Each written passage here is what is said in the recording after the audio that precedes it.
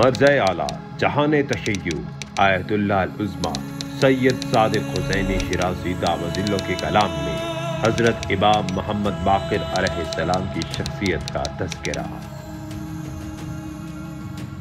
इमाम मोहम्मद बाक़िर अलैहिस्सलाम के अयाम शहादत के साथ साथ जहान इस्लाम अज़ा और मातम में गर्क है। दुनिया जहां इस इमाम की मज़लूमियत पर स्याहपोश है, जो उस दौर में बशरियत को हिदायत करने वाले, हर तालिब पर हक और हकीकत को आश्कार करने वाले थे।